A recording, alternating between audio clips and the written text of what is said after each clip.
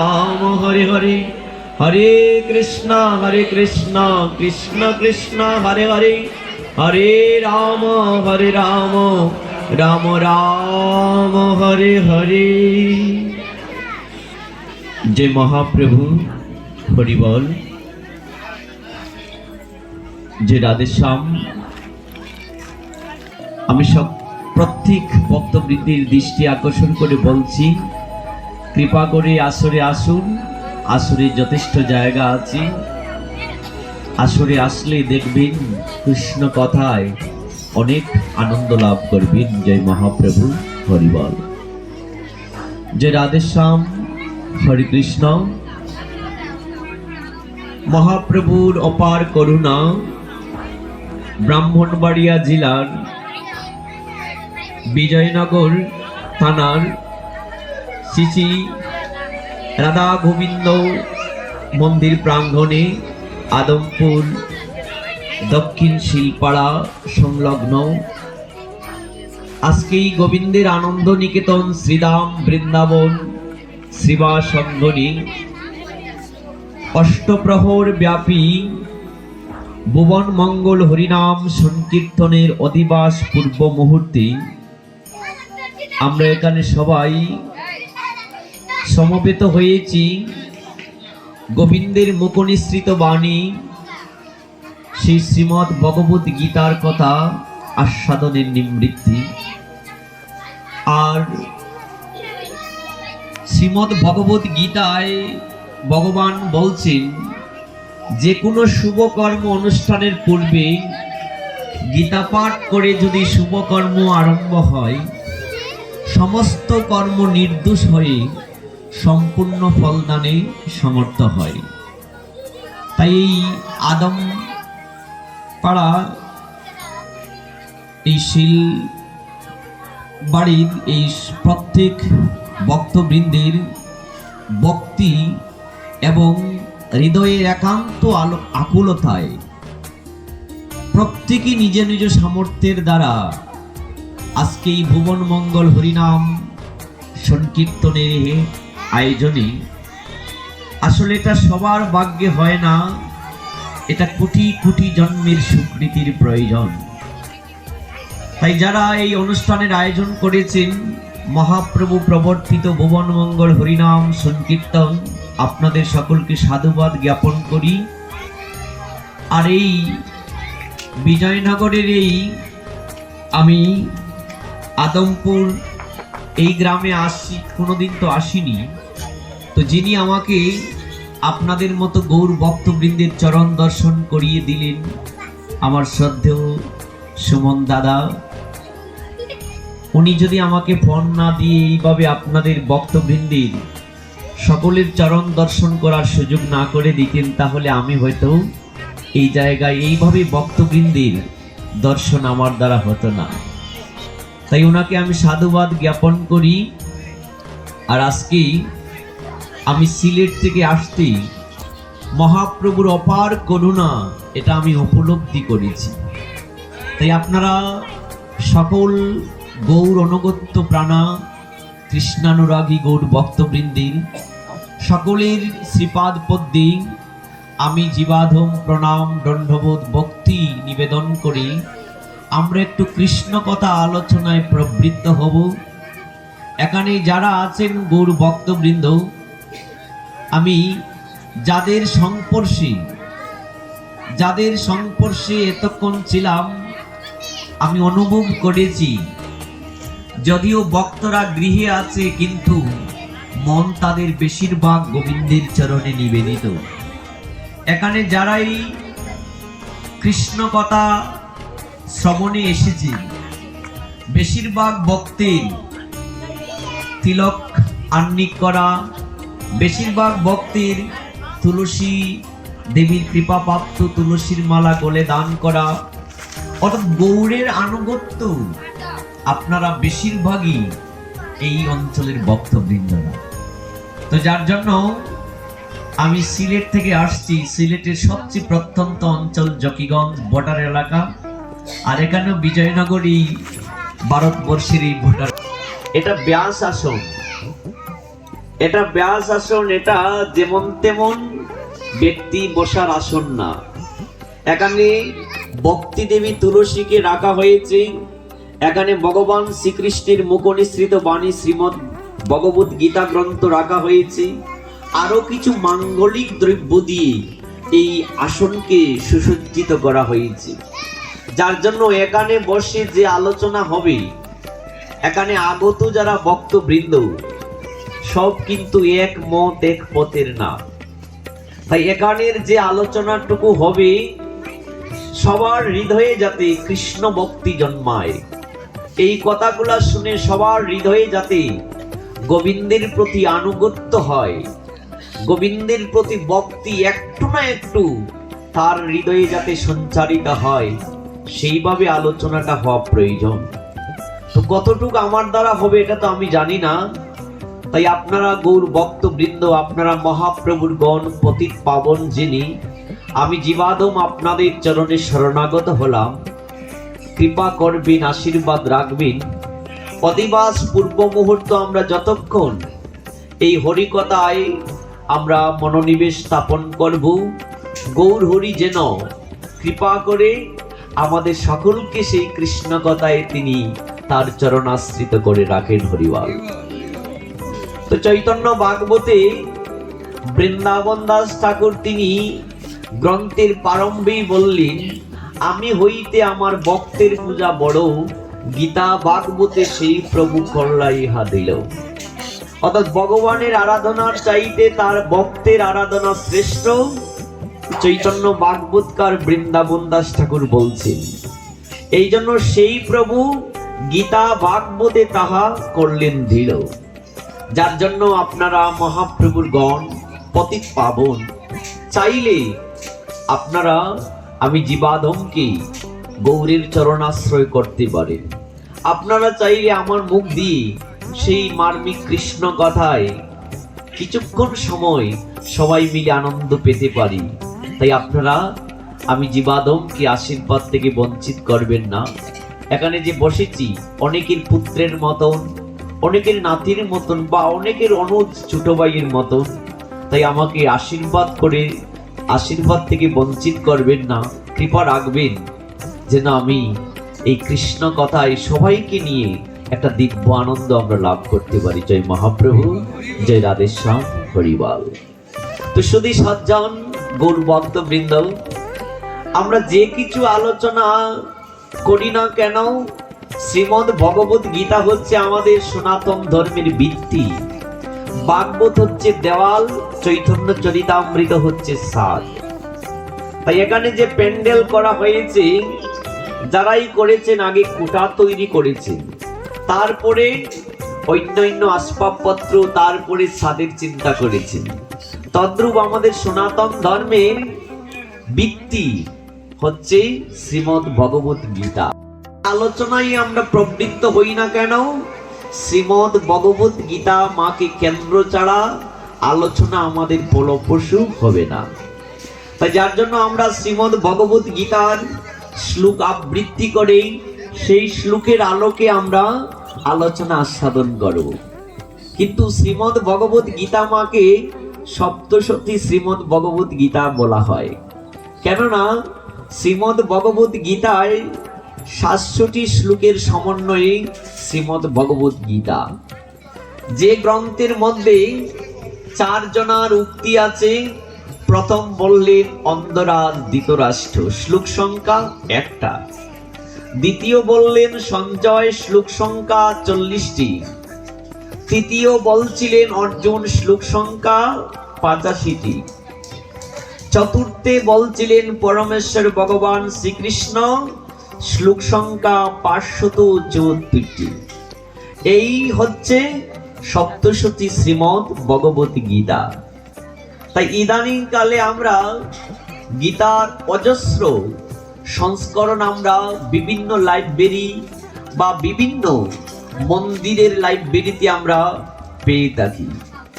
যে গীতা গ্রন্থের সম্পাদনা, যে গীতার অনুবাদগুলা যদি আমরা পাঠ করি বিভিন্ন শাস্ত্র গ্রন্থের আলোকে, এক একটা শ্লোকের উপমা দিতে গিয়ে এক একজন টিকাকারক এত এত শাস্ত্রের তারা প্রমাণ এনেছেন, এত এত শাস্ত্রের কথা দিয়ে এক একটা শ্লোকের উপমা দিয়েছেন। যদি আমরা ভিন্ন ভিন্ন রাইটারের ভিন্ন ভিন্ন সম্পাদকের গীতা আমরা পাঠ করি তাহলে এগুলা জানতে পারবো। আমি অনুরোধ করব সুধীবৃন্দ, প্যান্ডেলের পিছনে যারা আছো একটু কথাগুলো উপলব্ধি করার প্রয়াস করো। তো যে কথাটি আমরা বলছিলাম যে আমাদের সনাতন ধর্মের শ্রীমদ্ ভগবত গীতা আজকে অজস্র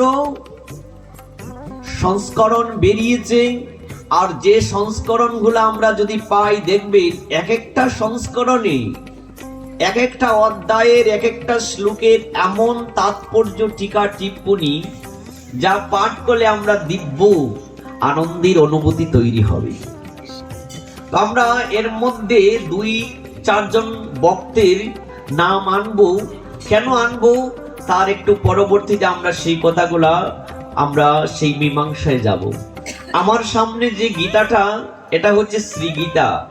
এই শ্রীগীতা নামক গ্রন্থের ব্যাখ্যা করেছিলেন আমাদের ঢাকার একজন কৃতি সন্তান, ঢাকা মানিকগঞ্জ জেলার একজন কৃতি সন্তান স্যার জগদীশ চন্দ্র ঘোষ। তিনি তার শিক্ষকতা জীবনে শ্রীমদ্ ভগবত গীতা গ্রন্থের ব্যাখ্যা করে গ্রন্থের নাম দিয়েছিলেন শ্রীগীতা। ওই গীতা গ্রন্থ যদি কেউ পাঠ করেন তাহলে 26টা গ্রন্থের উদাহরণ টিকা টিপ্পনী আমরা পাবো।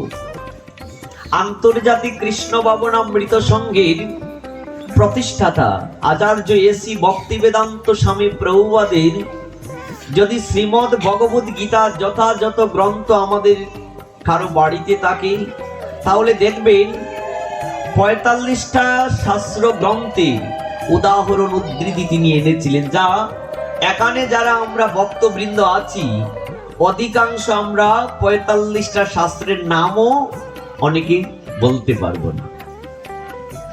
তাছাড়া কারো বাড়িতে যদি সাধক সঞ্জীবনী থাকে তাহলে এই গ্রন্থটা পাঠ করলে দেখবেন যে কত গ্রন্থের টিকা টিপ্পনী এক একটা শ্লোকের আলোচনা করতে তারা এনেছিলেন।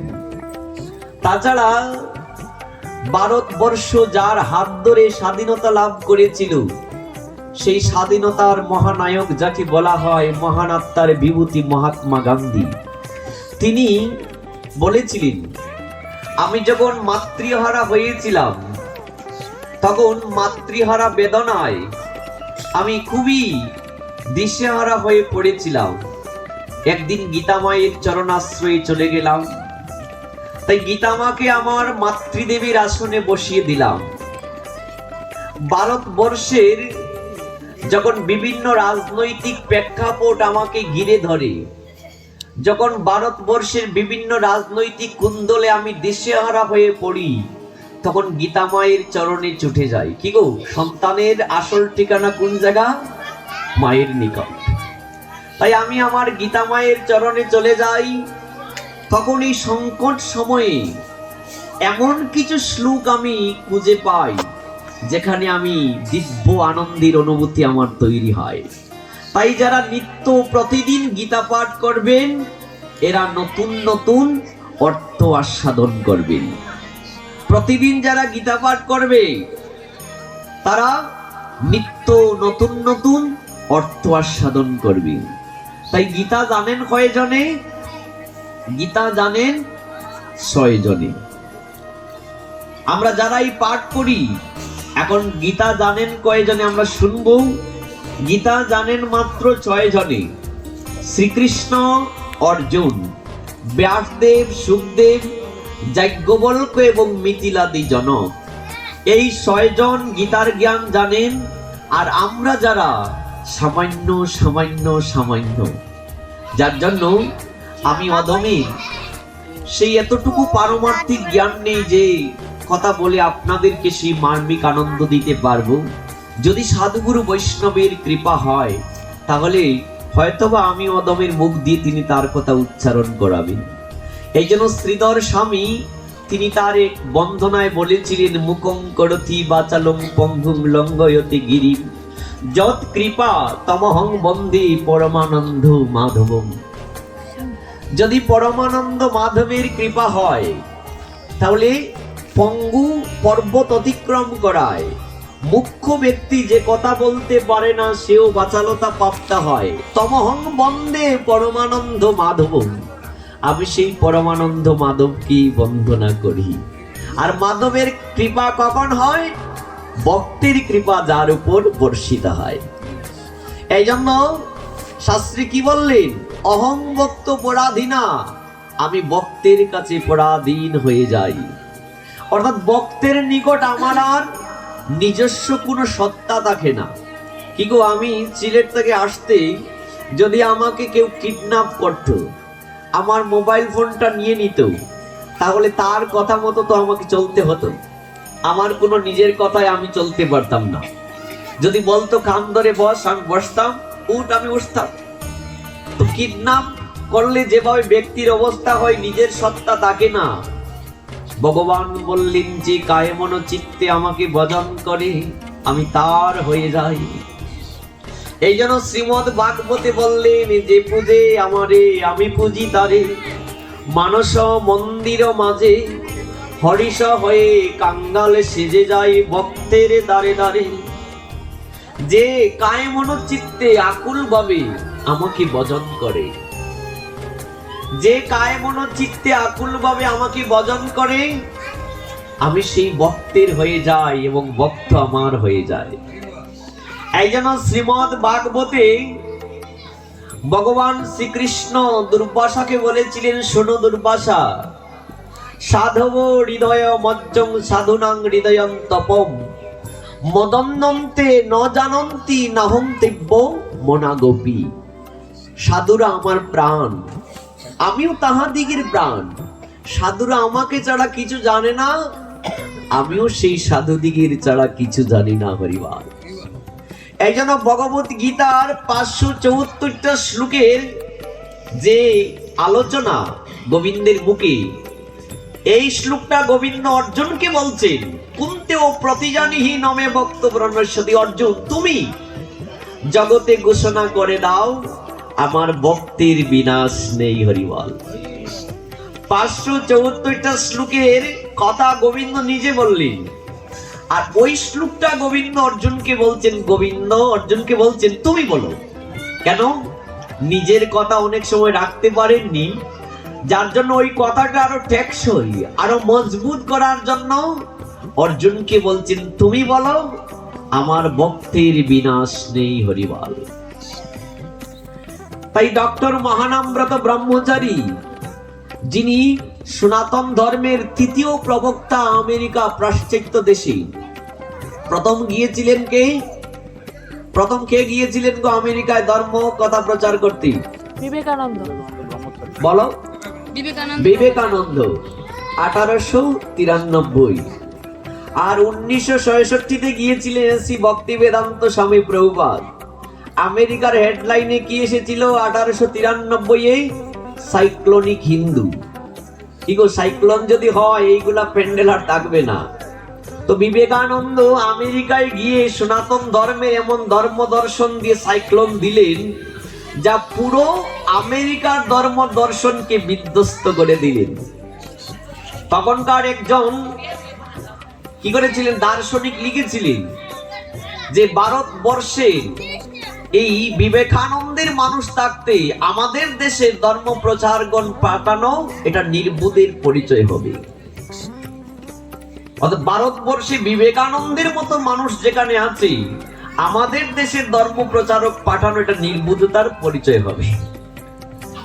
আর 66-তে যখন এসি ভক্তি বেদান্ত স্বামী প্রভুপাদ গিয়েছিলেন, তখন পরের দিনের পত্রিকার হেডলাইনে এসেছিল বৈকুণ্ঠের দূত। অর্থাৎ তিনি বৈকুণ্ঠের বার্তাকে প্রেরণ করার জন্য এসেছিলেন। আর ডক্টর মহানামব্রত ব্রহ্মচারী তৃতীয়বার গিয়েছিলেন। তো ওই ডক্টর মহানামব্রত ব্রহ্মচারী বলছিলেন তুমি হাজার, তার উপরে যদি কিছু লোক থাকে বগল বাজাইয়া বলো আমার গোবিন্দের ভক্তের বিনাশ নেই। হরিবল। এই জন্য আমরা এখানে সবাই সংসারী জীব, সবাই পরিশ্রম করে পরিবারের উপার্জন সুরক্ষা করতে হয়। এই জন্য গোবিন্দ আমাদের ভিক্ষা গ্রহণ করে ভিক্ষা করে পরিবার উপার্জন নিজের রক্ষার জন্য বলেননি। তাই ওই কর্মের মধ্যে যারা গোবিন্দকে আপন করে নিতে পেরেছে, এই কর্মের মধ্যেই যারা গোবিন্দকে ভালোবাসে, শেষের দিনে বব নদীর তটে কেওয়াঘাটে ওই ভক্ত ভগবানের মিলন হয়। হরিবল।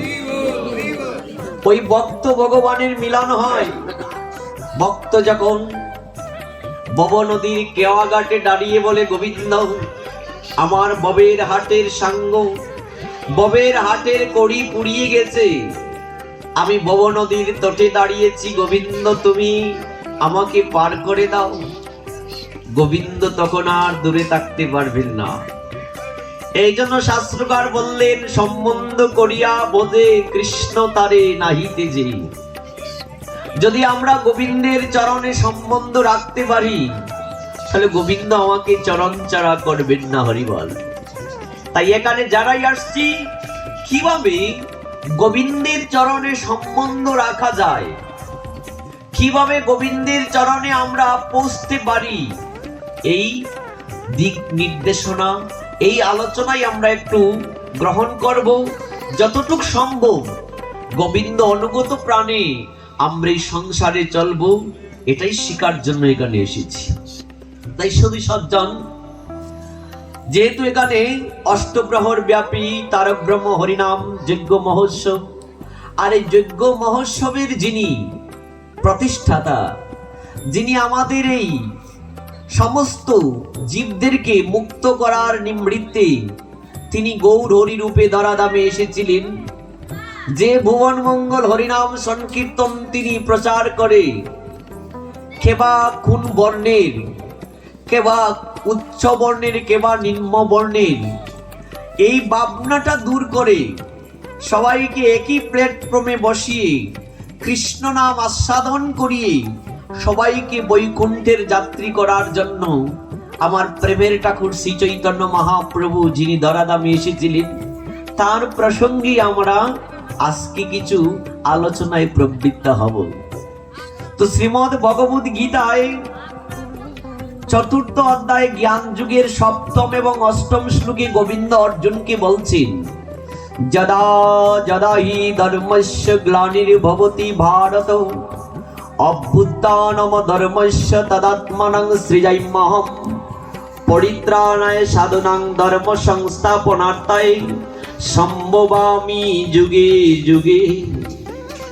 গোবিন্দ ভগবদ গীতায় অর্জুনকে বলছেন, যখন তখন হয় ধর্মের গ্লানি, অধর্মের অদ্ভুত্থান, শ্রেয় মার্গের হানি, তখন তখনই আমি হই অবতার, অলৌকিক মম মায়া করিয়া বিস্তার, সাধু রক্ষণকতা ধর্ম সংস্থাপন করিবার হেতু করি মায়াকে বিস্তার, যুগে যুগে অবতীর্ণ হইবার এবার। হরিবল হরিবল।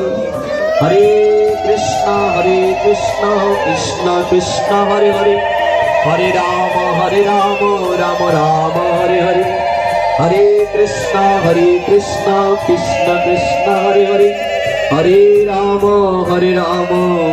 রাম রাম হরে হরে। ভগবত গীতায় গোবিন্দ বলছেন, যখন তখন ধর্মের গ্লানি হয়, ধর্ম যখন সমাজ থেকে কমে যায়, যখন অধর্মকারীদের প্রাদুর্ভাব বৃদ্ধি পায়, তখন আমি নিজেকে সৃষ্টি করি, দেহধারণ পূর্বক অবতীর্ণ হই। তখন কি করি? ধর্ম পুনরায় সংরক্ষণের জন্য, অসাধুদের বিনাশের জন্য, আর সাধুদিগের পরিত্রাণের জন্য আমি ধরাধামে যুগে যুগে অবতীর্ণ হই। তো যে জন্য শ্রীমদ্ ভাগবতে গোবিন্দের অসংখ্য অবতারের কথা বর্ণনা আছে। ওই জায়গায় 24 জন অবতারের কথা শ্রীমদ্ ভাগবতে মৎস্য কুর্ম বরাহ এইভাবে বর্ণনা করা আছে। 24 জন অবতারের কথা সত্তাবেশ অবতার গুণাবতারের কথা। তাই শ্রীমদ্ ভাগবতকার শ্রীমদ্ ভাগবতে বললেন, কৃষ্ণ বর্ণং তৃষা কৃষ্ণং সাঙ্গ পাঙ্গশ্রম পার্ষদম যজ্ঞৈ সংকীর্তনৈ প্রায়ৈ যজন্তি সুমেধসা। কলিযুগে যথেষ্ট বুদ্ধিমত্তা সম্পূর্ণ মনীষীরা ওই সংকীর্তন যজ্ঞের দ্বারা সপার্ষদ পরিবৃত গৌর হরির আরাধনা করে থাকবে। অর্থাৎ কালকের যে হরিনাম সংকীর্তন সমস্ত গ্রামের এবং এলাকার ভক্তবৃন্দে একটু একটু যারা দিয়েছেন, যারা শ্রম দিয়েছেন, যারা উপস্থিত হবেন, সবার দ্বারা গৌর হরির আরাধনা হয়ে যাবে। কিসের দ্বারা? ভুবন মঙ্গল হরিনাম সংকীর্তনের দ্বারা। এই জন্য বলছেন, যারা কলিযুগে যথেষ্ট বুদ্ধিমান জ্ঞানী লোক, তারা কি করে? ওই সংকীর্তন যজ্ঞের দ্বারা গৌর হরির আরাধনা করে থাকবে। এই জন্য ব্রহ্মাণ্ড পুরাণ গ্রন্থে বলা হয়েছে, গুলকঞ্চ পরিত্যাগং লোকানাং ত্রাণ কারণাৎ কল্য গৌরাঙ্গ রূপেণ লীলা লাবণ্য বিগ্রহ। বলছেন গুলকঞ্চ পরিত্যাগং, সদাম গোলক বৃন্দাবন থেকে পরিত্যাগ করে লোকানাং ত্রাণ কারণাৎ, আমাদের এই বদ্ধ জীবকে উদ্ধারের জন্য তিনি কলিযুগে লীলা লাবণ্যময়ী বিগ্রহ ধারণ করেছেন। তাই কখন সরকারের পক্ষ থেকে ত্রাণ আসে, কি গো, কখন সরকারের পক্ষ থেকে ত্রাণ আসে? যেমন করোনা ভাইরাস যখন এসেছিল, ত্রাণ দিয়েছিলেন সরকার। বন্যায় ডুবালে সরকার ত্রাণ দেয়। আমাদের সমাজে এই কলিযুগে যখন প্রত্যেক বর্ণের মানুষরা বলছে আমি বড়, প্রত্যেক মানুষরা বলছে আমি বড়, আর নিচ বর্ণের যারা, তাদের তো আর গুরুত্ব নেই। এই আমি বড় বলে সনাতন ধর্মের চেতনাকে লুপ্ত প্রায় করে দিচ্ছেন। তাই পণ্ডিত কুলীনের গর্ব করিতে নাশ, নিচ জাতি শূদ্রের দ্বারা করেন ধর্ম প্রচার। তাই সকল বর্ণের মানুষকে একাকীভূত করার জন্য, সকল বর্ণের মানুষকে এই শিক্ষা দেওয়ার জন্য, কি শিক্ষা? যে আমরা প্রত্যেক জীব অমৃতস্য পুত্র, প্রত্যেক জীবের হৃদয়ে পরমাত্মা রূপী ভগবানের অংশ আত্মা বিরাজ করছে। এই জন্য জাতপাতের দোহাই দিয়ে যমরাজকে কখনো ফাঁকি দেওয়া যাবে না। জাতপাতের দোহাই দিয়ে যমরাজকে ফাঁকি দেওয়া যাবে না। যমরাজকে ফাঁকি দিতে হলে কি করতে হয়? রাম নাম লইয়া যদি মরয়ে চন্ডাল, যমরাজ দেখা হই বলে মুক্ত হইলা ববের জঞ্জাল। রাম নাম লইয়া যদি মরয়ে কুকুর, যমরাজ দেখা বলে আইসো আমার বাপের ঠাকুর। তাই কৃষ্ণ নাম হরি নাম বড়ই মধুর, যে জন বোঝে কৃষ্ণ সে বড় চতুর। শুনো শুনো অরে ভাই নাম সংকীর্তন, যে নাম শ্রবণে হয়ে পাপ বিমোচন। কৃষ্ণ নাম বোঝো বাইরে আর সবে মিছে, ফলাইতে পথ নাই জম আছে পিছে। এই সংসারে যমরাজকে কোনো কিছু দিয়ে আমার কথা শোনানো যাবে না। একটা উপায়, যদি কৃষ্ণ নামের ভক্তির আমার অগ্রাধিকার থাকে, যদি কৃষ্ণ ভক্তি অর্জন করতে পারি, এটার দ্বারা যমরাজ আমার কথা শুনবে, আমি তাকে শোনাতে পারবো। আর জড় জগতের ধন দৌলত টাকা করি বংশমর্যাদা কুলীন এইগুলা দিয়ে যমরাজ আমার কথা শুনবে না। ভগবান শ্রীকৃষ্ণের যে দুজন গুরুদেব ছিলেন, একজন ছিলেন সন্দীপনী মুনি, আর একজন গর্গাচার্য। সন্দীপনী মুনির ছেলে মরার পরে কি হয়েছিল কারো জানা আছে? মালাকারের পুত্র রূপে জন্ম নিয়েছিলেন। কি গো, সন্দীপনী মুনিতে একটা ভট্টাচার্য ছিলেন, তো ভট্টাচার্যের ছেলে মালাকার গৃহে জন্মালো কেন? শ্রীমদ্ ভাগবতের দশম স্কন্ধে যদি কৃষ্ণ লীলা সারাবলি কারো বাড়িতে থাকে, তাহলে দেখবেন ওই যে সন্দীপনী মুনির ছেলে, যেদিন তিনি গুরু দক্ষিণা দিতে গোবিন্দ গুরুদেবের কাছে গিয়েছিলেন, গুরুদেব বললেন, বাবা তোমাকে যে শিষ্য রূপে পেয়েছি এটাই আমার গুরু দক্ষিণা। যাকে 14 ভুবন আরাধনা করে উনি যার ছাত্র, উনি যার ছাত্র। কি গো, কোন যদি মাস্টার মহাশয় ছাত্র যদি ভালো চাকরি করে, স্যার একদিন বলবেন আমার ছাত্র অমুক জায়গায় চাকরি করে। ওই ছাত্র তাকে কত দিল এটা যায় আসে না, গর্বে মন ভরে যায় আমার ছাত্র। সে যখন প্রণাম করে গুরুদেবকে, মন ভরে যায় এটা আমার ছাত্র। তো সন্দীপনী মুনি বলছেন, বাবারে তুই আমাকে কি দক্ষিণা দিবি? 14 ভুবনের আরাধ্য দেবতা যিনি আমার ছাত্র, আমার আর কিসের দক্ষিণা? তবে তোর গুরুমার একটা অভিলাষ আছে, যা সে যা চায় তা দে। তো গুরুমা বলছিলেন, আমার পুত্র মধুমঙ্গলকে চাই। না মা, মৃত ব্যক্তিকে কি আর ফিরানো যায়? তখন গুরুমা বৃন্দাবনের গোবিন্দের কিছু অলৌকিক কাহিনী বর্ণনা করতে লাগলেন। এত কিছু বলার পরে গোবিন্দকে বললেন, আর কি কিছু বলবো? বললেন, না মা, আমি তোমার পুত্রকে এনে দিচ্ছি। তখন কি করলেন? তখন যমরাজের কাছে গিয়েছিলেন, সমুদ্রের কাছে গিয়েছিলেন, শঙ্খচূড় দৈত্যের কাছে গিয়েছিলেন। শেষে যমরাজ বলছিলেন, আমার নিকট এসেছিল কিন্তু তার আর একটা জন্ম হয়েছে, সে একটা মালাকার সম্প্রদায়ে গড়ে আছে। ছেলে গরু রাখতে গেছে, আর যমের অনুচররা গিয়ে আত্মাকে নিয়ে আসলো, হঠাৎ করে ছেলে মারা গেল। এইভাবে বর্ণনা আছে। তো যার জন্য বিষয়টা হচ্ছে, কলিযুগে চৈতন্য মহাপ্রভু আমাদের সকলকে এটা জানানোর জন্য যে আমি জাতপাতের দোহাই দিয়ে আমার আত্মমুক্তি হবে না। এটা পূর্বজন্মের সংস্কার হেতু হয়তো আমার দদির কুলে, সাধুর গৃহে, উচ্চ বর্ণের কুলে জন্ম হয়েছে, কিন্তু যদি হরিভক্তি অর্জন করতে না পারি, আমি যদি শাস্ত্রের বাইরে চলি, তাহলে চণ্ডাল অপেক্ষা আমি নিকৃষ্ট হয়ে যাব।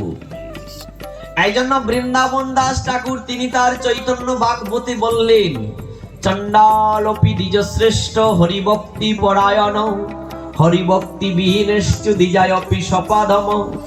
চণ্ডাল চণ্ডাল নৈরে যদি কৃষ্ণ ভজে, বিপ্র বিপ্র নৈরে যদি অসৎ পথে চলে। তো যার জন্য এই শিক্ষা চৈতন্য মহাপ্রভু আমাদের দেওয়ার জন্য তিনি বিশেষ করে ধরাধামে এসেছিলেন। তাই কবিরাজ কৃষ্ণদাস গোস্বামীপাদ তিনি তার চৈতন্য চরিতামৃতের আদিলীলার 13 পরিচ্ছেদে বললেন, ফাল্গুনী পূর্ণিমার সন্ধ্যায় প্রভুর জন্মোদয়, হেনকালে দৈব যুগে চন্দ্রগ্রহণ হয়। হরি হরি বলে লোকে হরষিত হইয়া, জন্মিলা চৈতন্য প্রভু হরির নাম জন্মাইয়া। হরি বল হরে কৃষ্ণ কৃষ্ণ কৃষ্ণ হরে হরে, হরে রাম রাম রাম হরে হরে, হরে কৃষ্ণ কৃষ্ণ কৃষ্ণ হরে হরে, হরে রাম রাম রাম হরে হরে। চৈতন্য চরিতামৃতে কৃষ্ণদাস গোস্বামীপাদ বললেন, ফাল্গুনী পূর্ণিমার সন্ধ্যায় প্রভুর জন্মোদয়, হেনকালে দৈব যুগে চন্দ্রগ্রহণ হয়। হরি হরি বলে লোকে হরষিত হইয়া, জন্মিলা চৈতন্য প্রভু হরির নাম জন্মাইয়া। অকলঙ্ক গৌরচন্দ্র দিলা দর্শন, সকলঙ্ক চন্দ্রের আর কিবা প্রয়োজন। এত বলি রাহু তারে করিল গ্রহণ। চৈতন্য মহাপ্রভু আজ থেকে 550 বছর পূর্বে যখন ধরাধামে আসছিলেন, তখনই ছিল ফাল্গুন মাস, পূর্ব ফাল্গুনী নক্ষত্র, সিংহ রাশস্থ, সিংহ লগ্ন, রোজ ছিল শনিবার। যখনই মহাপ্রভু সংসারে এই বুবার হরণ করার জন্য আসছিলেন, তখন পূর্ণিমা ছিল। আর এই পূর্ণিমার দিনে সন্ধ্যার সময় মহাপ্রভু যখন আসছেন, তখন চন্দ্রদেব কি করেছিল? রাহুদেবকে বলেছিল, ও ভাই, বৎসরে তো 2-1 বার আমাদের হা করে গিলিস। তাই মহাপ্রভু আসছেন যার গায়ে কোনো ত্রুটি নেই, যার গায়ে কোনো খুঁত নেই। তাই মহাপ্রভু আসছেন, তার সামনে আমার এই রূপ প্রভা কোনো কাজের না। তাই কিছু সময়ের মধ্যে অন্তত পক্ষে তোর কবলে আমাকে রাখ। তো যার জন্য চন্দ্রদেব কি করেছিলেন? রাহুর কবলে গিয়ে লুকিয়েছিলেন। গ্রহণ কেন হয় আমরা সনাতন ধর্মের অনেক লোকেরা জানি না। যদিও আমাদের সনাতন ধর্মের নরনারীরা আমরা প্রত্যেক গ্রামে পাড়া মহল্লায় 12 মাসে 13 পার্বণ হয়ে থাকে। একটা মাস, একটা সপ্তাহ বাদ নেই ধর্ম অনুষ্ঠানে। কিন্তু বেশিরভাগ সনাতনীদের জিজ্ঞাসা করবেন ধর্ম বিষয়, উত্তর আসছে জিরো। উত্তর আসছে জিরো। বেশিরভাগ সনাতনীদের জিজ্ঞাসা করবেন, উত্তর আসছে জিরো। আর দুর্গা পূজার সময় তো কি গো, দুইটা এইভাবে সাউন্ড বক্স থাকবে প্রায় জায়গায়। আর যে ভিন্ন ভিন্ন যেগুলা আছে ইন্দ্রিয় সাড়া জাগানো গান, ডার্লিং তেরেলি। আমি যতগুলা প্যান্ডেলে যাওয়ার সুযোগ হয়েছে, দুই একটা ব্যতিরেক বেশিরভাগ এইগুলা করে থাকি। কিন্তু যদি জিজ্ঞাসা করেন হাতির মাথা গণেশের কেন হলো, সন্ধি পূজা কোন সময় করতে হয়, বেশিরভাগ সনাতনীরা আমরা উত্তর আসবে না, জানি না। অথচ গ্রামের মধ্যে 2-3টা প্যান্ডেল হচ্ছে, কত লক্ষ টাকা খরচ হচ্ছে, বেশিরভাগ আমরা না জানার দলের মধ্যে। তো যার জন্য আমাদের সনাতন ধর্মে যে কথাগুলা 1893 সালে বিবেকানন্দ চিকাগো ধর্ম সম্মেলনে বলছিলেন, তুমি একজন সনাতনী, তুমি একজন হিন্দু, বিশ্বের যে কোনো প্রান্তে দাঁড়িয়ে বলো আমি সনাতনী। কেন? তোমার বেদ আছে, বেদান্ত আছে, পুরাণ আছে, উপনিষদ আছে, গীতা আছে, ভাগবত আছে, লক্ষ লক্ষ শাস্ত্রের শ্লোক আছে। কই তুমি তো জানো না, তাহলে বলবে কিভাবে? বলবে কিভাবে? কারণ তুমি তো জানো না। এক সময় ছিল কিছু কিছু উচ্চ বর্ণের ব্যক্তিদের অন্তরালে এটা মহাপ্রভু নিতাই চাঁদের অপার করুণা, সাধুগুরুর বৈষ্ণবের আশীর্বাদে এটা উন্মুক্ত হয়েছে। এটা আর কোনো বিশেষ কোনো জাতি গোষ্ঠী একাকীভূত করে রাখতে পারছেন না। যেমন আগুনকে যেমন চাই চাপা দিয়ে রাখা যায় না, তদ্রূপ শাস্ত্রের জ্ঞান একক কোনো জাতি গোষ্ঠীর জন্য সীমাবদ্ধ না, সবার জন্য। তো যার জন্য এগুলো জানা প্রয়োজন। কিন্তু 1893 সালে বিবেকানন্দ বলছিলেন এই কথাগুলা। কই আমরা তো সেগুলো জানি না। গড়ে গড়ে শিক্ষিত, গড়ে গড়ে লেখাপড়ার মানুষের অভাব নেই, কিন্তু গীতার শ্লোক বলার জন্য বেশিরভাগ লোকে আমরা মুখ লুকাতে হয়। গড়ে যদি দান থাকে, পরের দিন খাওয়ার সময় ওই দানে আমাদের পেট ভরবে না। কি করতে হবে? রোদে শুকাতে হবে, ওগুলা মেশিনে নিয়ে বাঁধতে হবে, জেরে গুছে ডেরাম বা মাঠের মধ্যে রাখলে ওগুলা বাদ হবে। তাই শাস্ত্র আমার ঘরে আছে, শাস্ত্রের মর্ম জানি না, তাই এই শাস্ত্রের জ্ঞান আমি জানি না, কাজে লাগলো না। তাই যার জন্য আসুন, বাইরে যেমন রুদ্র হলে মাথায় ছাতা নিয়ে যেতে হয়, বৃষ্টি হলে ছাতা নিয়ে যেতে হয়, আজকে আমাদের এমন অবস্থা, দেয়ালের মধ্যে পিঠ ঠেকে গেছে, আর কোথায় যাবে? দেয়ালের মধ্যে পিঠ ঠেকে গেছে, আর কোথায় যাবেন? তাই প্রত্যেক জায়গায় আমরা যেন শাস্ত্র অনুশীলন করি।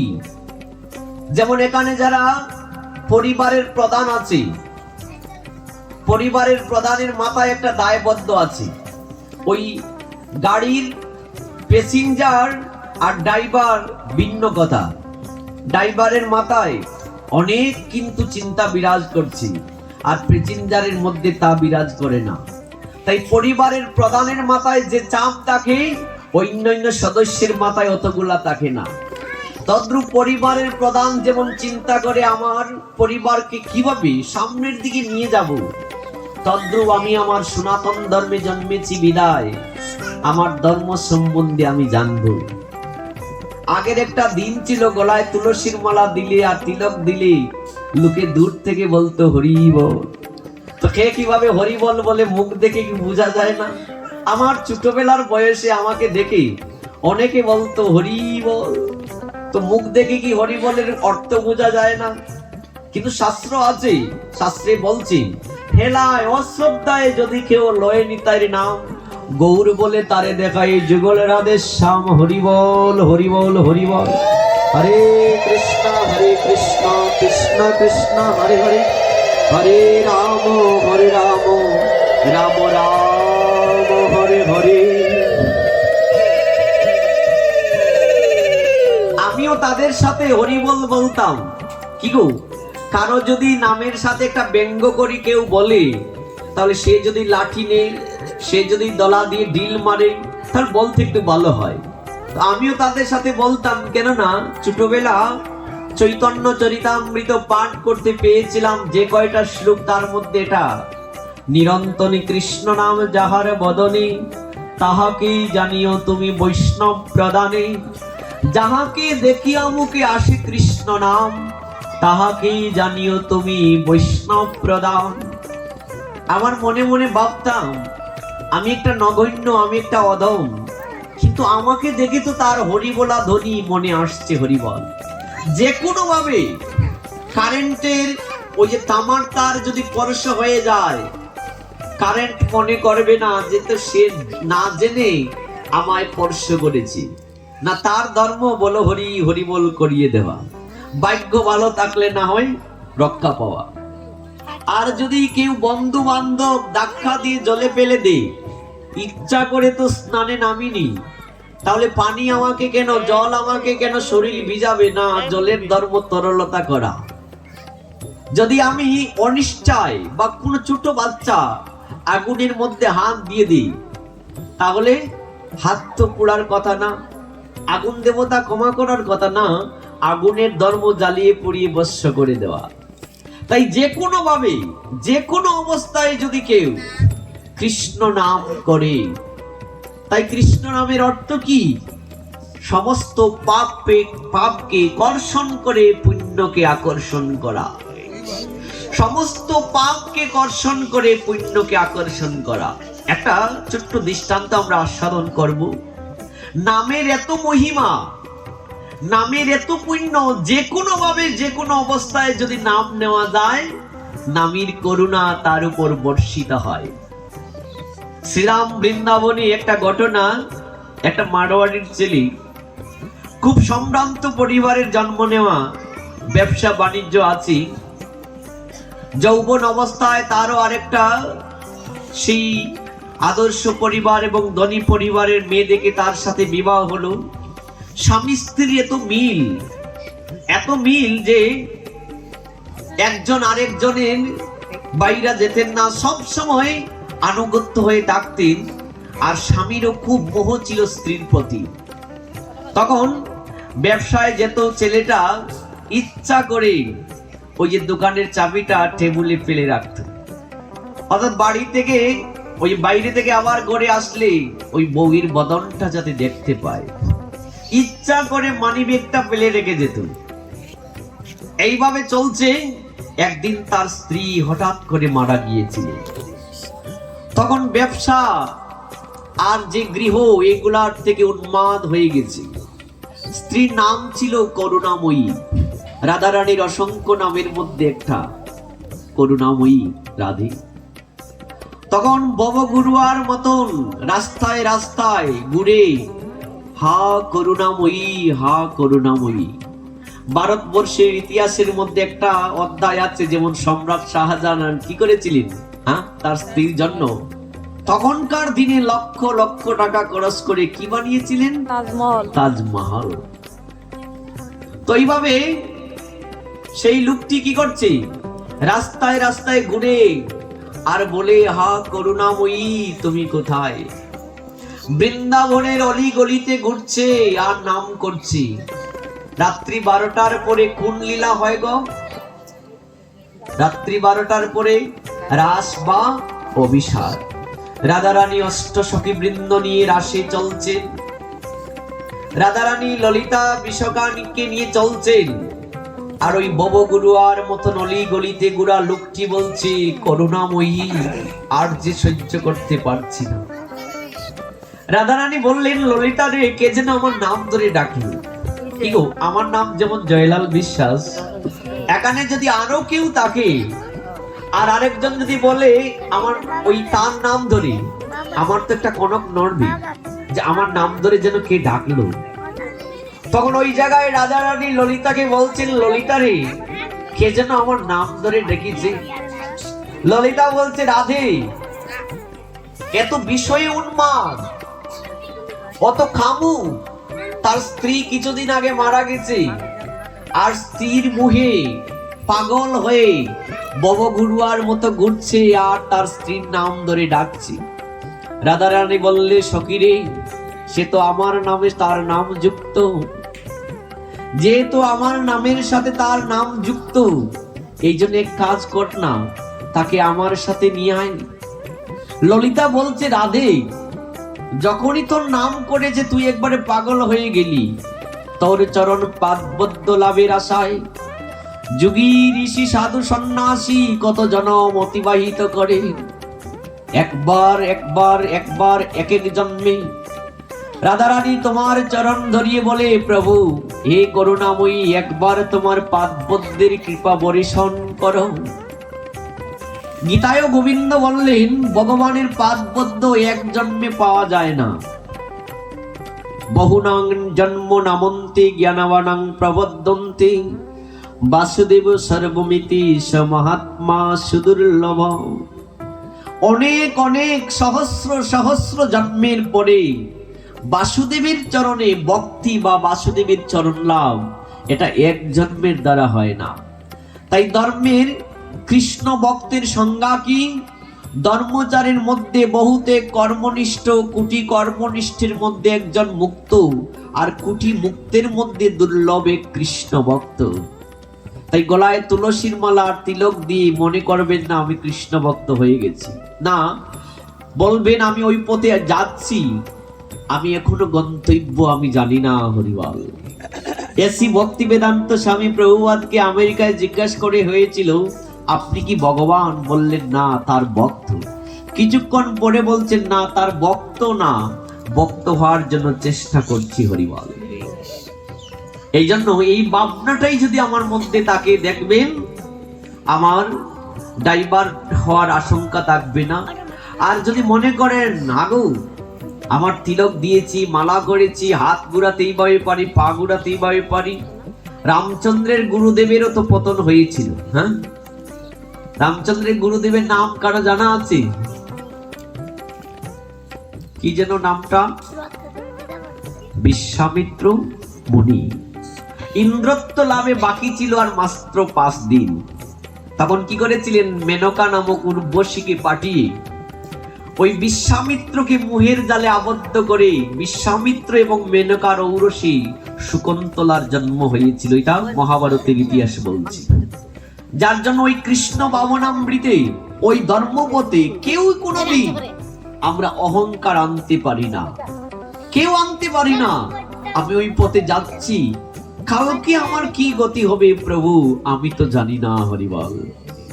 আমি তো জানি না। তো যে কথার প্রসঙ্গে আমি এই কথাগুলো বলছি, তখন রাধারানী বলছেন, রাধারানী বলছেন ললিতাকে, ললিতা রে, আমার চরণ ধুলির একটু কণিকা তার শিরে দিয়ায়।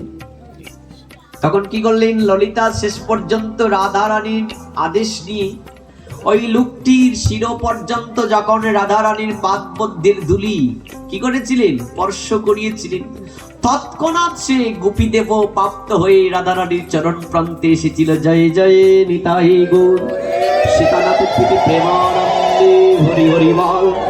হরে কৃষ্ণ কৃষ্ণ কৃষ্ণ হরে হরে, হরে রাম রাম রাম হরে হরে, হরে কৃষ্ণ কৃষ্ণ কৃষ্ণ হরে হরে, হরে রাম রাম রাম হরে হরে।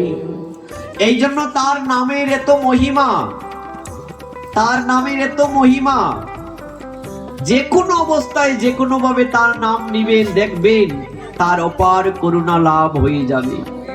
তো যে কথা প্রসঙ্গে আমরা ওই জায়গায় এসেছিলাম, কথা প্রসঙ্গটা ছিল কোন জায়গা, যে আমাদের সনাতন ধর্মে চন্দ্রগ্রহণ কেন হয় অধিকাংশ জন জানি না, ওই কথা প্রসঙ্গ বর্ণনা করতে আমরা ওই জায়গায় একটু এসেছিলাম।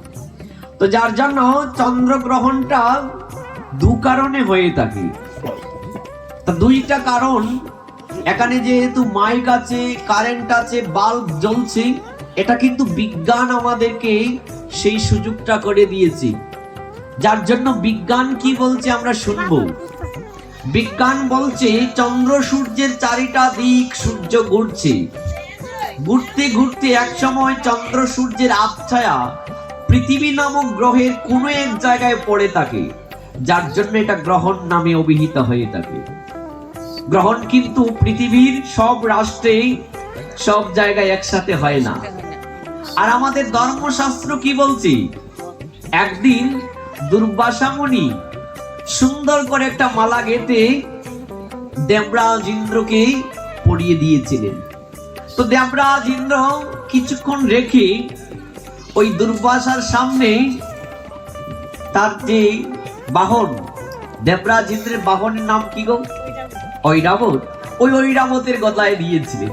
ঐরাবত সে আর মালার মর্ম বুঝতে না পেরে গলায় থেকে খুলে পায়ের তলায় একবারে পিষিয়ে দিয়েছিল।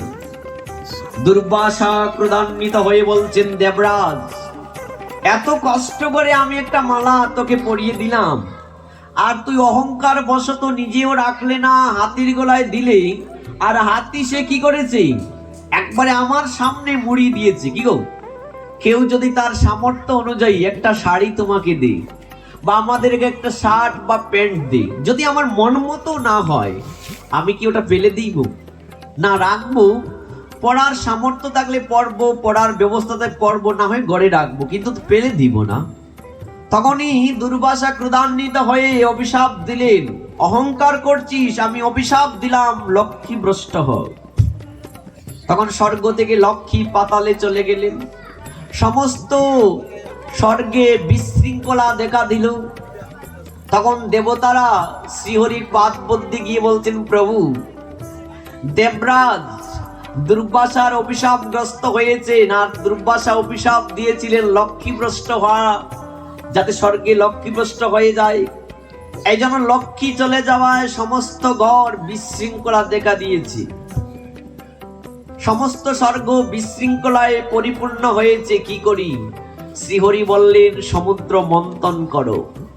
তাই সমুদ্র মন্থন করতে মন্দার পর্বতকে দণ্ড করে, বাসুকীকে রজ্জু করে সমুদ্র মন্থন করেছিলেন। আর ওই জায়গায় ভগবানের আরেক অবতার হয়েছিল, কুর্ময় অবতার, যাকে কচ্ছপ বলি। তখন দেখলেন মন্দার পর্বত ডুবে যাচ্ছে, ভগবান নিচে চলে গেলেন, আর মন্দার পর্বতটা তার পিঠের উপর ধারণ করেছিলেন। তখন দেবতা এবং অসুরদের মন্থনে সমুদ্র থেকে অনেক অনেক দ্রব্যাদি উঠেছিল। সে প্রসঙ্গে আমরা আলোচনায় যাব না, শুধু কেন গ্রহণ হয় সেই কথা বলবো। তখন কি হয়েছিল? তখন অমৃত উঠেছিল, অন্যান্য দ্রব্য যখন উঠেছিল, মোটামুটি দেবতা এবং অসুরদের মধ্যে ভাগাভাগি হয়েছিল। আর যখন অমৃত উঠেছিল, তখন দেবরাজ ইন্দ্রের ছেলের নাম কি গো? কিছু কিছু মায়েরা বলছে, মাঝে মাঝে প্রশ্ন করো, আমরা যদি এত জানতাম না তোমাকে কেন বসাতাম, আমরাই বসে পাঠ করতাম না। মাঝে মাঝে বলছি তোমাদের কারো যদি জানা থাকে। তো দেবরাজ ইন্দ্রের নাম, পুত্রের নাম ছিল জয়ন্ত। তো জয়ন্তকে বলছেন, জয়ন্ত বাঘ, এটা যদি অসুরেরা পায় নিয়ে যাবে, আর অমৃত গ্রহণ করলে তারা অমরত্ব হয়ে যাবে।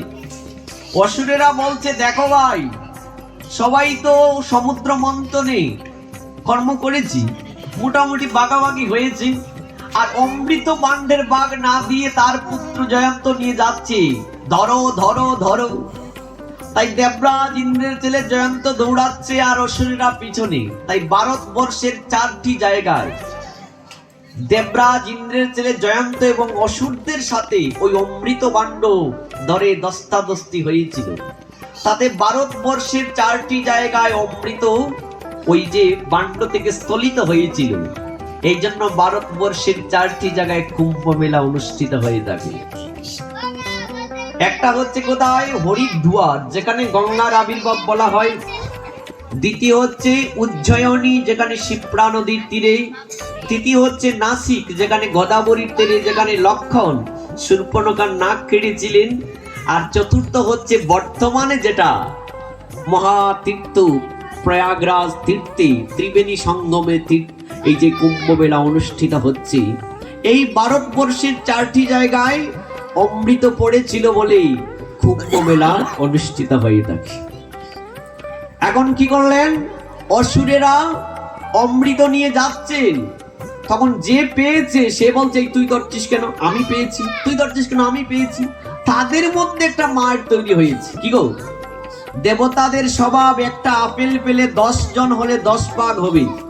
অসুরদের স্বভাব হলে না, এটা পুরোটাই কে আমার শরীরে পুষ্টি বিরাজ করবে। কিন্তু এক টুকরা খেলেও পুষ্টি থাকবে, আর সারাটা খেলেও অনেক সময় রোগ জীবাণু হতে পারে। তাই দেবতাদের স্বভাব ভাগাভাগি করে খাবে, অসুরদের স্বভাব বলবে আমি পুরোটাই খাবো। তো অসুরদের মধ্যে ঝগড়া লেগেছে, না গো আমি পেয়েছি, এটা আমি পেয়েছি, এটা আমি পেয়েছি। তো তাদের মধ্যে কাড়াকাড়ি।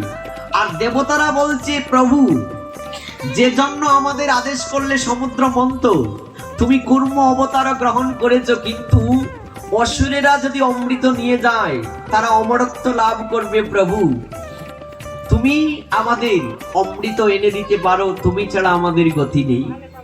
তাই ভগবান কি করেছিলেন? তৎক্ষণাৎ কোন অবতার রূপ ধারণ করেছিলেন? বলো না গো, মোহিনী অবতার। এত সুন্দর অস্ফোরণ মতো একটা মেয়ে, দেখে চোখ ফিরানো যাচ্ছে না, খুবই সুন্দর। অসুরেরা তখন কি করলেন? অমৃতে বান্ডের কাড়াকাড়ি ছেড়ে দিয়ে কে ওই মেয়েটার সাথে একটু সম্পর্ক তৈরি করবে, হ্যাঁ, কে মেয়েটার সাথে একটু কথা বলবে। ওই মেয়েটার দিকে আসছে। তখন অসুরেরা বলছে, কি গো তুমি কোথায় যাবে, ইত্যাদি ইত্যাদি। হ্যাঁ, তখন মোহিনী বলছেন, দেখো তোমাদের মধ্যে যে ঝগড়া, যদি আমার কথা শোনো আমি মিটিয়ে দিব।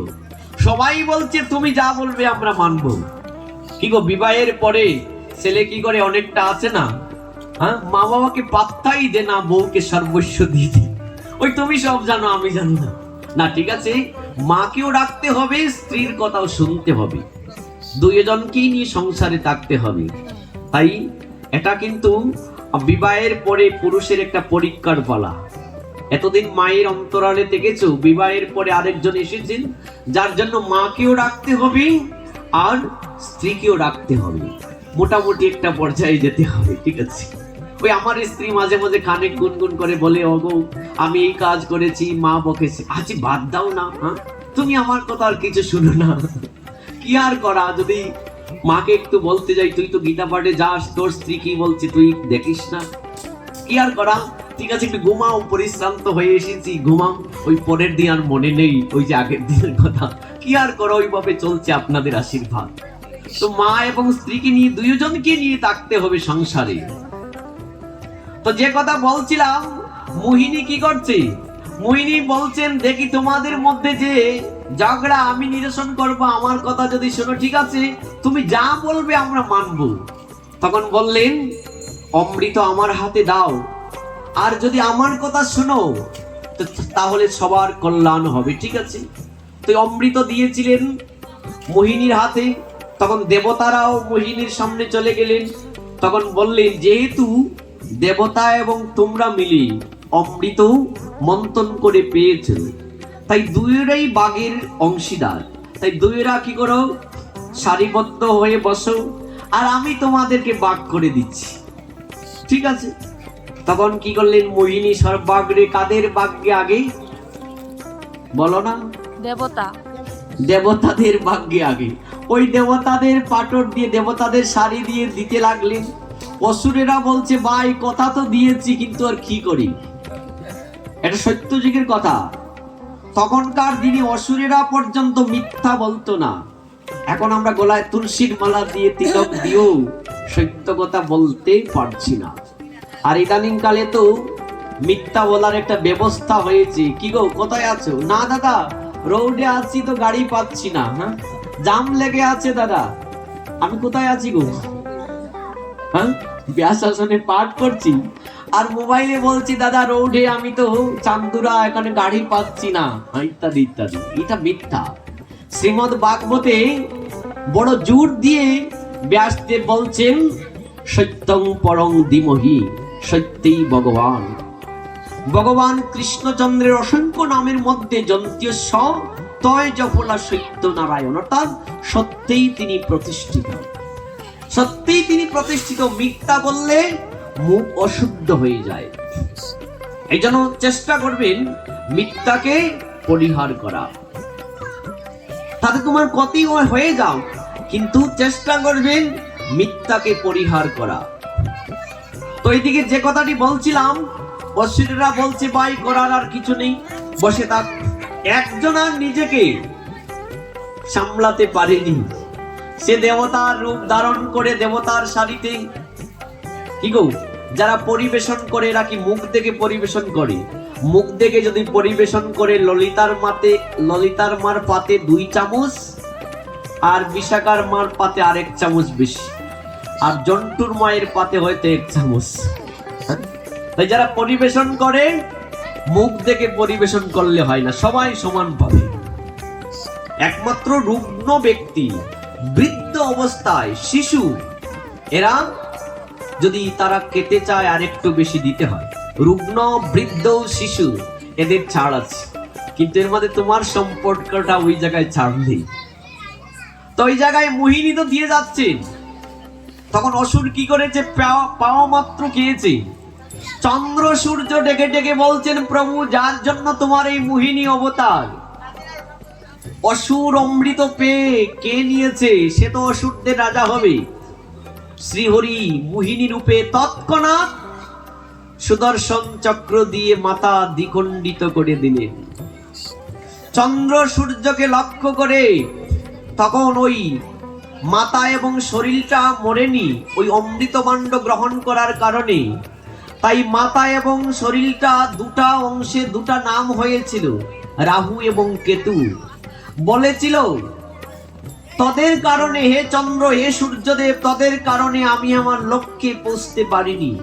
সবার জীবনের একটা লক্ষ্য উদ্দেশ্য আছে, সবার জীবনের একটা লক্ষ্য উদ্দেশ্য আছে। যেমন আজকের লক্ষ্য এবং উদ্দেশ্য ছিল ওই জায়গায় হরিকথায় যাব, একটু পাঠ শুনবো, একটু অধিবাস শুনবো, সাধু সঙ্গ করবো, আজকের লক্ষ্য।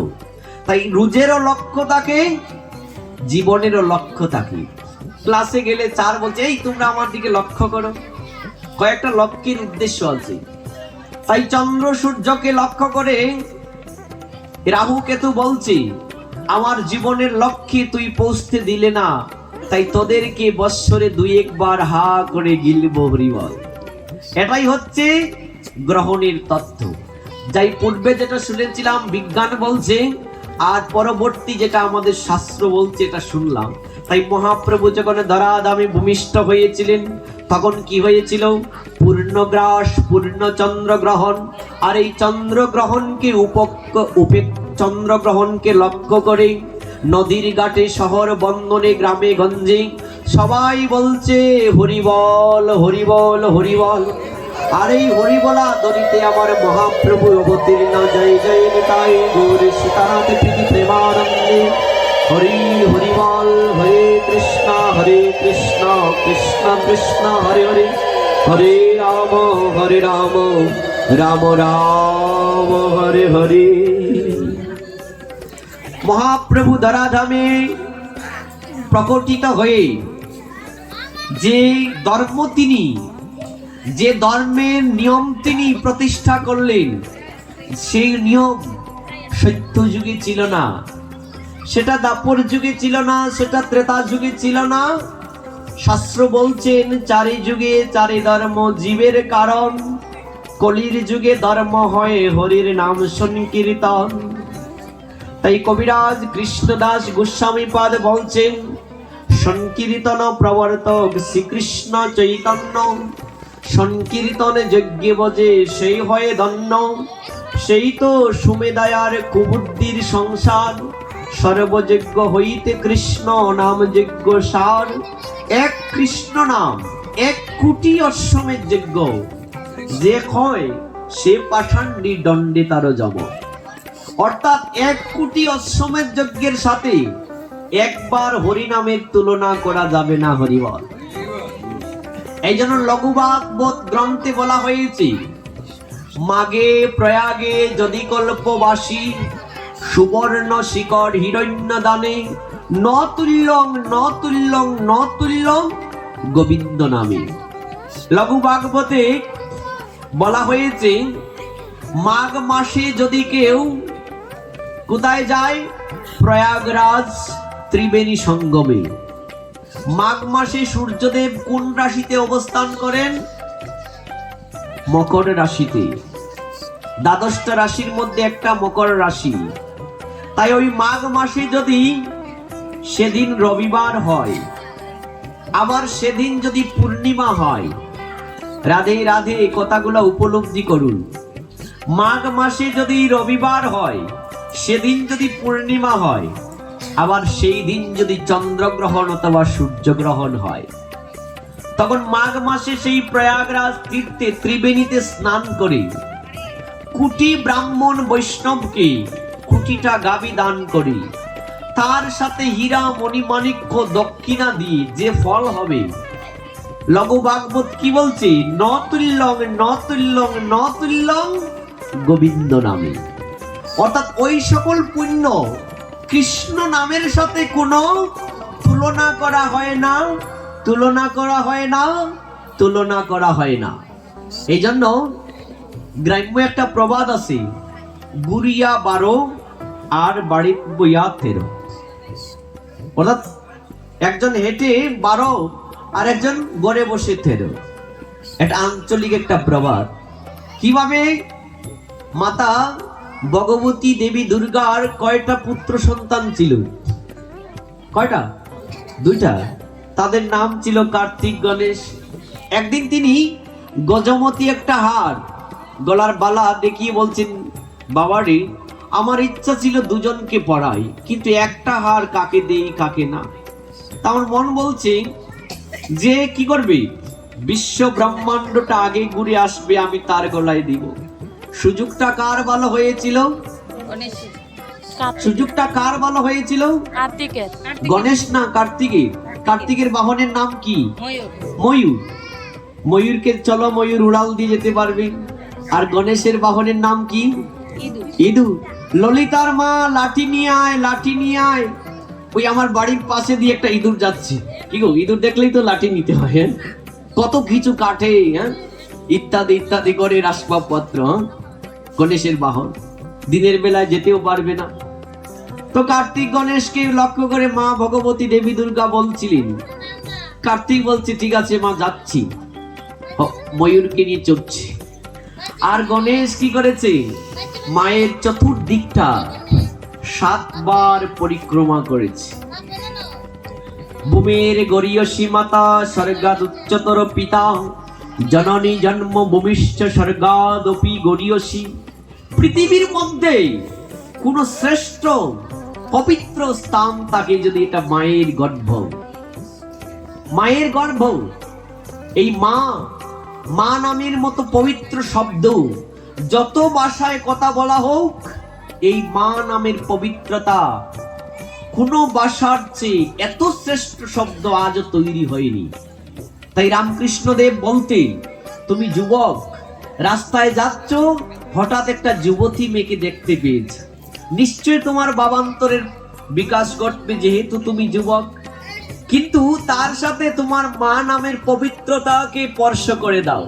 আমার মাও তো এক সময় তার মতো যুবতী ছিল। তখন দেখবে তোমার বাবের বিকার নষ্ট হয়েছে। হরিবল। যার জন্য পৃথিবীর মধ্যে যতটা শব্দ, যত শব্দে আমরা কথা বলি, তার চেয়ে সর্বশ্রেষ্ঠ মা নামের পবিত্রতা। তো যার জন্য, আর পিতা হচ্ছেন কি, স্বর্গ থেকেও যদি উচ্চতর কোনো সিঁড়ি বা আসন থাকে, এটা হচ্ছে বাবার চরণ।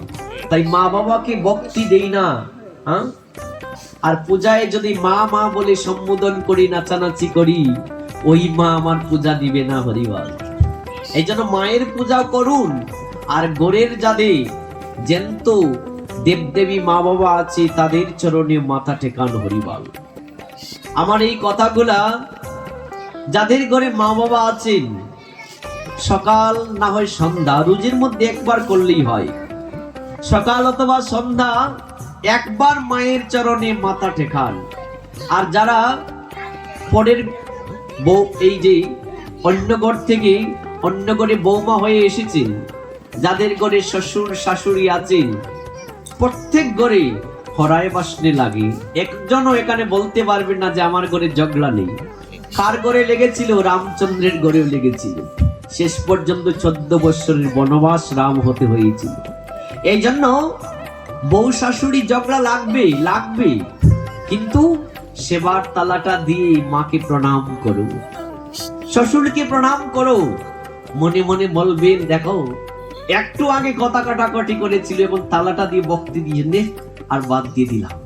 ওই বাইরের লোক এসে আর পুত্রবধূর ঝগড়াকে শেষ করতে আর হবে না। এই জন্য যাদের ঘরে শ্বশুর শাশুড়ি আছে, যাদের ঘরে মা বাবা গুরুজন আছেন, প্রণাম করবেন। এদের চরণে প্রণাম করলে এদের থেকে যে আশীর্বাদ নির্গত হবে পাবেন, সংসারে দেখবেন ভালোভাবে চলতে পারবেন। তো যে কথা প্রসঙ্গে আমরা ওই কথাগুলা তখন কি করলেন? গণেশ মায়ের চতুর্দিক 7 বার পরিক্রমা করেছিলেন।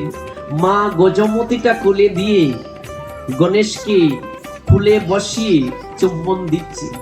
গর্ভমুক্ত অবস্থায় কার্তিক এসে বলছেন, মা ওই আমার বাহন ময়ূর বলে আমাকে পাঠিয়ে, আর ইঁদুর বাহন ওই গণেশের বলে তাকে পাঠাওনি। বলছেন, বাবা তুই কতবার পরিক্রমা করেছিস? একবার। আমার গণেশ করেছে 7 বার। হরিবল। গণেশ করেছে 7 বার। এই জন্য ভারতবর্ষের একটা জায়গা আছে পান্ডারাপুর, যেখানে চৈতন্য মহাপ্রভু সেই পান্ডারাপুরে পর্যন্ত গিয়েছিলেন। আমরা সবাই হুলুধ্বনিতে অংশগ্রহণ করেন। জয় জয় নিতাই হরি হরি বল, বলিও প্রেম কি কহ। শ্রী রাধে কৃষ্ণ চৈতন্য অদ্বৈত শ্রী রাধারানী কি জয়। হরে কৃষ্ণ কৃষ্ণ কৃষ্ণ হরে হরে, হরে রাম রাম রাম হরে হরে।